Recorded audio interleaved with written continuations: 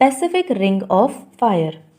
Pacific ring of fire recently news में है क्योंकि हम जानते हैं कि ताइवान में काफ़ी मैसिव अर्थक्वेक आया है और इसकी वजह से काफ़ी लोगों की जान भी गई है।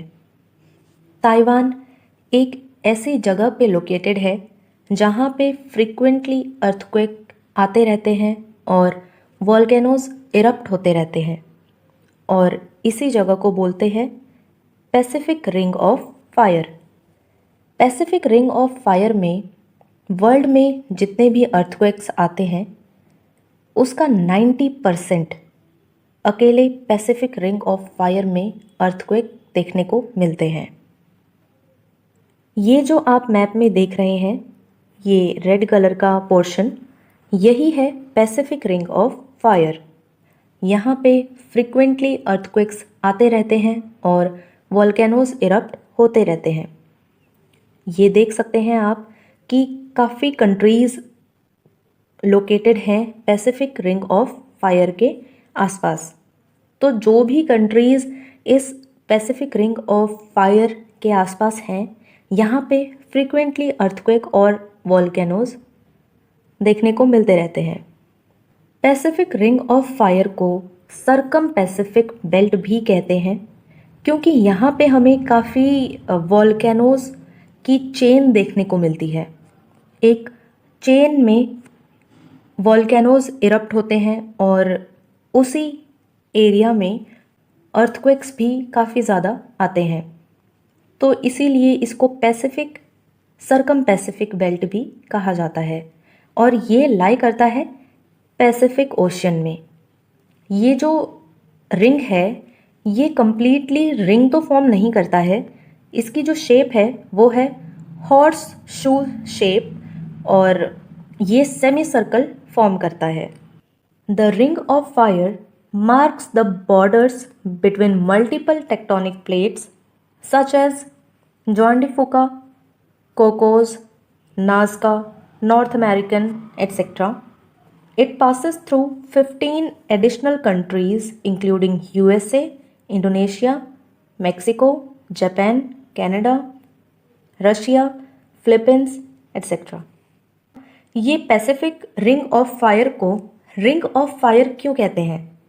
रिंग ऑफ फायर इसलिए कहते हैं क्योंकि ये एक ट्रैक फॉर्म करता है पैसिफिक ओशन में, जिसमें या फिर कह सकते हैं एक बेल्ट जैसा फॉर्म करता है पैसिफिक ओशन में, जिसमें वर्ल्ड की 75% वॉल्केनोज इरप्ट होते हैं और 90% अर्थक्वेक्स देखने को मिलते हैं।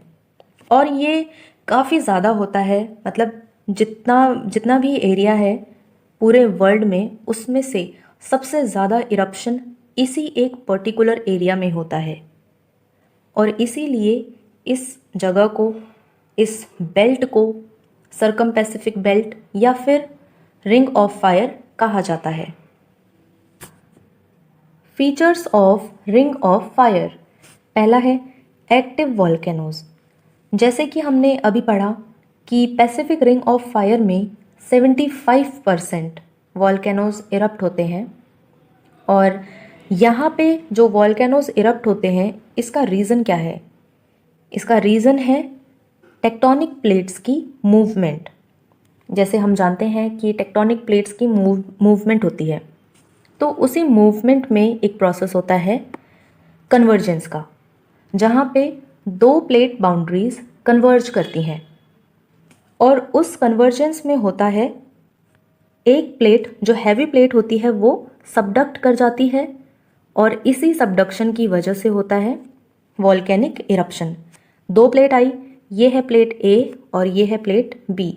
जो हैवी प्लेट है वो सबडक्ट कर गई और लाइट प्लेट जो है वो अपलिफ्ट कर जाती है और इसी केस में वॉल्केनिक इरप्शन होता है। पैसिफिक रिंग ऑफ फायर के वेस्टर्न एज में सबसे ज़्यादा एक्टिव वॉल्केनोज इरप्ट होते हैं। यहाँ पे कुछ एग्जाम्पल्स दिए हैं वॉल्केनोज के, इन्हें आप पढ़ सकते हैं। सेकंड फीचर है अर्थक्वेक्स। जैसे कि हम जानते हैं कि सरकम पैसिफिक बेल्ट में 90% ऑफ अर्थक्वेक आते हैं। और इसके पीछे रीज़न क्या है? टेक्टोनिक प्लेट्स की मूवमेंट। अब टेक्टोनिक प्लेट्स की मूवमेंट अलग अलग तरीके से होती है। एक तरीका है कन्वर्जेंट प्लेट बाउंड्रीज बोलते हैं, जिसमें दो प्लेट्स कन्वर्ज करती हैं, मतलब एक दूसरे की तरफ आती हैं और एक दूसरे से टकरा जाती हैं। तो इसे बोलते हैं कन्वर्जेंट प्लेट बाउंड्री, जहाँ पे दो प्लेट्स कोलाइड करती हैं। दूसरी है डाइवर्जेंट प्लेट बाउंड्रीज, यहाँ पे दो प्लेट्स एक दूसरे से दूर जाती हैं। और तीसरा है जहाँ पे प्लेट्स एक दूसरे के पैरेलल जाती हैं।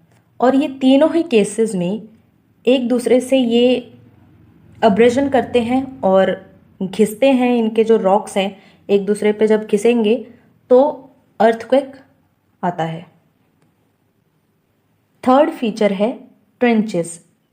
सरकम पैसिफिक बेल्ट में काफ़ी सारी ट्रेंचेस हैं, बहुत ज़्यादा ट्रेंचेस हैं। उनमें से एक है मारियाना ट्रेंच, और मारियाना ट्रेंच डीपेस्ट ट्रेंच है। सभी ट्रेंच में से डीपेस्ट ट्रेंच है मारियाना ट्रेंच, और ये है पैसिफिक ओशियन में। और बाकी ट्रेंचेस भी हैं, जैसे फ्लिपिन ट्रेंच, चैलेंजर ट्रेंच, कुरिलकामचट का ट्रेंच एट्सेट्रा। यहाँ पे आप मैप में देख सकते हैं, ये जो वाइट में लिखा हुआ है, वाइट वाला जो लिखा हुआ है, ये ट्रेंचेस हैं जो सरकम पैसिफिक बेल्ट में लाई करती हैं। सबसे ऊपर आप यहाँ पे देख सकते हैं, यहाँ पे है एलुशियन ट्रेंच, यहाँ पे है कुरिल ट्रेंच, फिर है जापान ट्रेंच, और ऐसे करके आप यहाँ पे देख सकते हैं काफ़ी सारे ट्रेंचेस हैं। और इनमें से कुछ इम्पॉर्टेंट ट्रेंचेस हैं जिन्हें आप याद कर सकते हैं। जैसे यहाँ पे है मारियाना ट्रेंच, जो कि डीपेस्ट ट्रेंच है, ये है चैलेंजर डीप। और यहाँ पे है पेरुचिली ट्रेंच, यहाँ टोंगा ट्रेंच। अभी हमने पीछे पढ़ा कि जो वॉल्केनोज इरप्ट हो रहे हैं और जो अर्थक्वेक्स आ रहे हैं, इनके पीछे रीज़न है टेक्टोनिक प्लेट्स की मूवमेंट। अब इन टेक्टोनिक प्लेट्स की मूवमेंट को यहाँ पे पढ़ लेते हैं। पहला है कन्वर्जेंट प्लेट बाउंड्री। यहाँ पे क्या होता है, दो प्लेट्स आपस में कोलाइड करती हैं। जैसे ये प्लेट है, ये प्लेट ए है और ये प्लेट बी है। ये जब आपस में कोलाइड करेंगी तो ये बनाएंगी कन्वर्जेंट प्लेट बाउंड्री, और इसकी वजह से आते हैं अर्थक्वेक्स और वॉल्केनोज भी इरप्ट होते हैं इसमें। यहाँ पे आप देख रहे हैं कि एक प्लेट है जो सबसाइड कर रही है और दूसरी प्लेट है जो अपलिफ्ट करेगी। ये जो यहाँ पे मैंने पिक्चर लगाई है, ये ओशियानिक प्लेट्स हैं दोनों। तो जो ये ओशियानिक प्लेट्स हैं, इसमें से जो हैवी वाली प्लेट है, हैवियर प्लेट है, ये सबसाइड कर जाएगी, और जो थोड़ी सी लाइट प्लेट है वो अपलिफ्ट करेगी। जब ये हैवी प्लेट सबसाइड करेगी तो ये नीचे जाएगी, और नीचे का एटमॉस्फेयर या नीचे टेम्परेचर बोलें तो नीचे का जो टेम्परेचर है वो काफ़ी ज़्यादा गर्म होता है, क्योंकि नीचे हमारा एस्थनोस्फेयर प्रेजेंट है और बहुत ज़्यादा गर्म रहता है अंदर का टेम्परेचर। तो जब ये प्लेट सबसाइड करेगी तो इसका जो मटेरियल है वो सब मेल्ट हो जाएगा, और मेल्ट होगा, अगर ये ऊपर ही मेल्ट हो गया तो यहाँ पे मेल्ट होने की वजह से ये इरप्ट होने की कोशिश करेगा। तो ये मेल्टिंग की वजह से यहाँ पे इरप्ट होगा, और जब ये इरप्ट होगा यहाँ पे, तो यहाँ पे आएगा वॉल्केनो, और इसी तरीके से काफ़ी वॉल्केनोज आएंगे और इससे फॉर्म होगा एक वॉल्केनिक आर्क। यहाँ पे आप देख सकते हैं, ये हैं तीनों ही प्रोसेस हैं, ये ए, बी और सी नाम दे देते हैं इनको। ये तीनों ही कन्वर्जेंस शो कर रही हैं। यहाँ पे तीनों ही जगह कन्वर्जेंट प्लेट बाउंड्रीज हैं। पहला वाला अगर हम देखें, पिक्चर ए देखें, तो इसमें है ओशन और ओशन। यहाँ पे दोनों ही ओशियानिक प्लेट्स हैं जो कोलाइड कर रही हैं। इससे पहले जो आपको समझाया वो ओशियानिक प्लेट्स ही थे।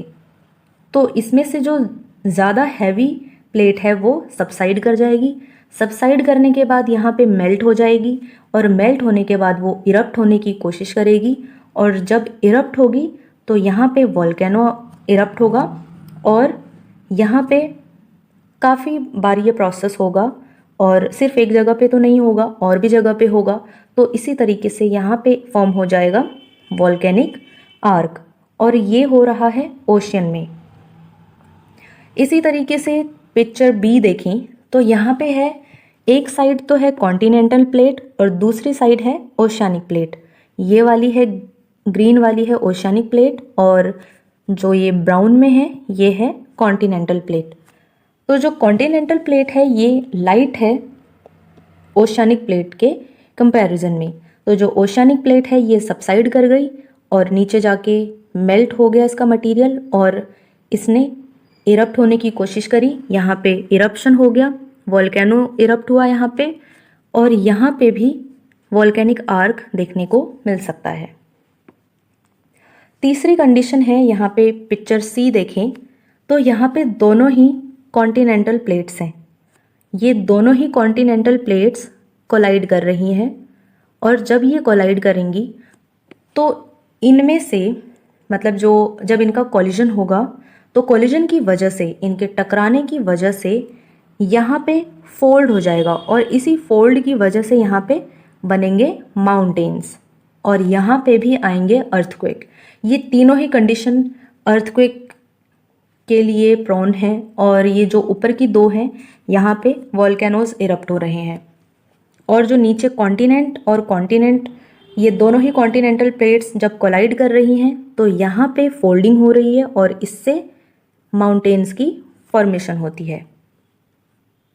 यहाँ पे कुछ एग्जाम्पल्स दिए हुए हैं, आप इन एग्जाम्पल्स को पढ़ लीजिएगा।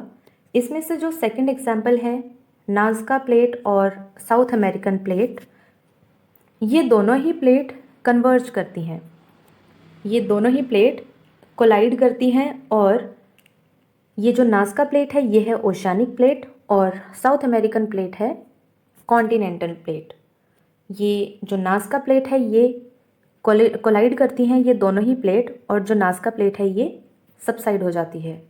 यहाँ पे आप ये मैप में देख सकते हैं, यहाँ है नाज़का प्लेट जो कि ओशियानिक प्लेट है और यहाँ पे है साउथ अमेरिकन प्लेट जो कि कॉन्टिनेंटल प्लेट है और ये दोनों ही प्लेट कोलाइड कर रही हैं और जो ये नाज़का प्लेट है ये यहाँ पे कोलिजन के साथ सबसाइड हो जाती है और इसी की वजह से आप यहाँ पे देख रहे हैं ये एक पूरी माउंटेन रेंज है जिसको एंडीज़ माउंटेन रेंज कहा जाता है।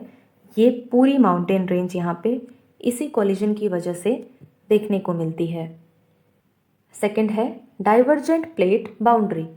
डाइवर्जेंट प्लेट बाउंड्री में क्या होता है, दो प्लेट्स एक दूसरे से दूर जा रही होती हैं और इसी दूर जाने की वजह से यहाँ पे हम देखेंगे कि सी फ्लोर स्प्रेड होता है, मतलब इन दोनों प्लेट्स के बीच में गैप आ जाता है। जैसे ये जो प्लेट है प्लेट ए और प्लेट बी, ये दोनों ही प्लेट एक दूसरे से दूर जाएंगी और जब ये दोनों प्लेट एक दूसरे से दूर जाएंगी तो इनके बीच में जगह खाली हो जाएगी, गैप आएगा और उस गैप से मैग्मा बाहर आएगा।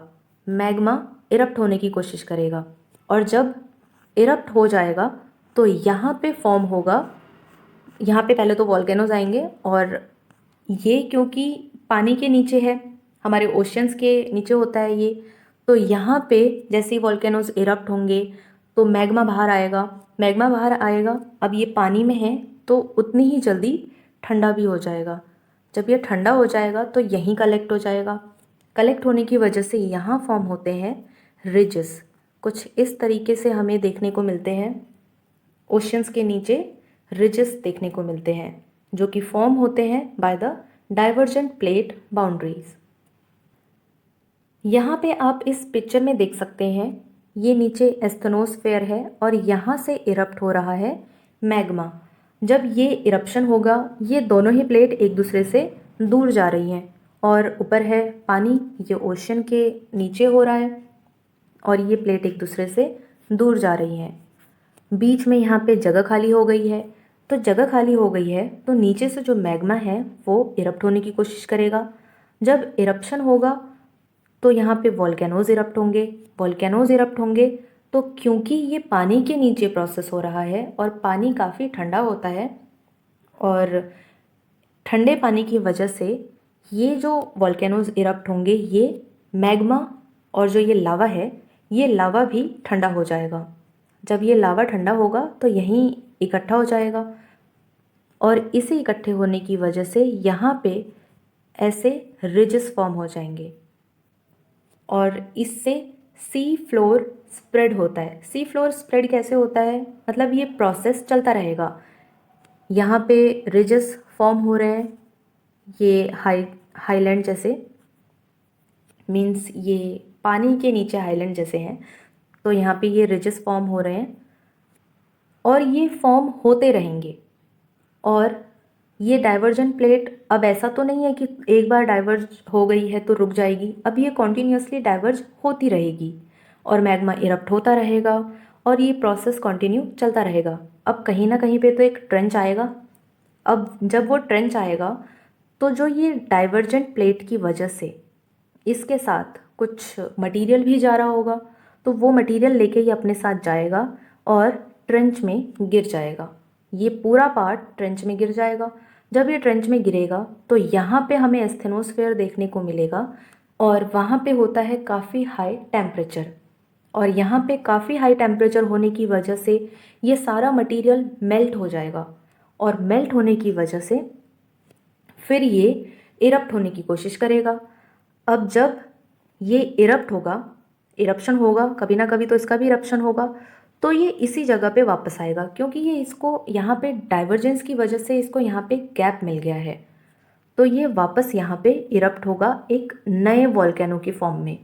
तो जो ये पुराना मटेरियल था, जो पहले वॉल्केनो इरप्ट हुआ था, यहाँ इकट्ठा हो गया था, ये शिफ्ट हो जाएगा इधर को, और नया वाला जो वॉल्केनिक मटेरियल है वो यहाँ पे इकट्ठा हो जाएगा, और ये प्रोसेस ऐसे चलता रहता है। तो एक एक टाइम पे क्या होगा, जो ये वाला मटेरियल है ये ट्रेंच में गिर जाएगा और फिर से ये मेल्ट हो जाएगा और फिर इरप्ट करेगा। अब ये जल्दी जल्दी प्रोसेस नहीं होता है, काफ़ी टाइम लगता है इस प्रोसेस में, लेकिन ये जो ये प्रोसेस है इसी को बोलते हैं सी फ्लोर स्प्रेडिंग, और इसीलिए बोलते हैं कि जो हमारी ओशियानिक प्लेट है ये काफ़ी यंग है। थर्ड है ट्रांसफॉर्म प्लेट बाउंड्री। यहाँ पे क्या होता है, दो प्लेट्स हैं, ये ना तो एक दूसरे से टकराती हैं ना ही एक दूसरे से दूर जाती हैं, मतलब ना ही एक दूसरे के पास आ रही हैं और ना ही एक दूसरे से दूर जा रही हैं। ये क्या करती हैं, पैरेलल चलती हैं एक दूसरे के, बिना आपस में, मतलब एक दूसरे की तरफ नहीं जाती, ना एक दूसरे से बैकवर्ड जाती हैं, मतलब पीछे को भी नहीं जाती हैं, पैरेलल चलती हैं ये। और इसी पैरेलल चलने की वजह से एक ना एक टाइम पे क्या होता है कि जब ये दोनों ही प्लेट जब पैरेलल चल रही होंगी तो इनका कुछ पार्ट होगा जो टकरा जाएगा, जो घिसेगा। अब ये एक प्लेट है, ये एक प्लेट है, अब ऐसा तो नहीं कि ये भी सीधा निकल जाएगा, ये भी सीधा निकल जाएगा, कुछ तो पार्ट होगा इनका बीच बीच में जो टकराएगा एक दूसरे से। जब टकराएगा तो वहाँ पे क्रिएट होगा फॉल्ट। पहले तो आएगा यहाँ पे अर्थक्वेक, क्योंकि टकराएंगे ये दोनों प्लेट्स। जब ये इधर को जाएगा और ये वाली प्लेट उधर को जाएगी तो ये दोनों ही एक दूसरे से टकरा जाएंगी, इनके जो ये बीच का पार्ट है ये एक दूसरे से टकरा जाएगा, मतलब एक तरीके से घिसते हुए जाएगा। जब ये दोनों प्लेट्स एक दूसरे से घिसते हुए आगे को जाएंगी तो यहाँ पे अर्थक्वेक आएगा और बाद में यहाँ पे क्रिएट होगा फॉल्ट। यहाँ पे इस इमेज में आप देख सकते हैं, ये है प्लेट ए और ये है प्लेट बी। ये दोनों ही प्लेट पैरेलल जा रही हैं एक दूसरे से, और जब ये पैरेलल जाएंगी तो एक दूसरे से घिसते हुए जाएंगी। जब ये घिसते हुए जाएंगी तो वहाँ पे अर्थक्वेक आएगा, और ये आप देख रहे हैं ये है रिज। यहाँ पे रिज फॉर्म हुआ है क्योंकि ये दोनों इस पैरेलल बाउंड्री में ही, इन दो पैरेलल प्लेट्स में ही आप देख सकते हैं कि एक ही प्लेट में यहाँ पे डाइवर्जेंट प्लेट्स भी हैं, ये दो डाइवर्जेंट प्लेट्स भी हैं। और ये दोनों डाइवर्जेंट प्लेट्स हैं तो यहाँ पे रिज फॉर्म हुआ है दोनों जगह। अब जब ये दो बड़ी प्लेट्स, ये दोनों बड़ी प्लेट्स तो पैरेलल जा रही हैं एक दूसरे के, इन दोनों के पैरेलल जाने की वजह से जो रिज फॉर्म हुआ है, पहले ये रिज कुछ इस तरीके से फॉर्म हुआ होगा। अब क्योंकि ये पैरेलल जा रही हैं ये दोनों ही प्लेट्स, तो ये अपने साथ इस रिज को भी लेते हुए जा रही हैं। मतलब अगर ये प्लेट इस तरीके से इधर को चल रही है तो अपने साथ रिज को उसी साइड ले जाएगी, और अगर इधर चल रही है तो अपने साथ रिज को इसी साइड लेके आएगी। और जैसे दूसरी प्लेट है प्लेट बी, ये अपने साथ रिज को लेके जा रही है दूसरे साइड को। यहाँ पे एग्जाम्पल दिया हुआ है सैन एंड्रियास फॉल्ट का, जो कि नॉर्थ अमेरिका में है। यहाँ पे ये दोनों ही प्लेट्स ट्रांसफॉर्म प्लेट बाउंड्रीज बना रही थी, तो इसी वजह से यहाँ पे फॉर्म हुई है फॉल्ट। अब इस इमेज में तीनों ही प्लेट बाउंड्रीज को शो किया गया है। ये पहली वाली है डाइवर्जेंट प्लेट बाउंड्री, सेकंड है कन्वर्जेंट प्लेट बाउंड्री और थर्ड है ट्रांसफॉर्म प्लेट बाउंड्री।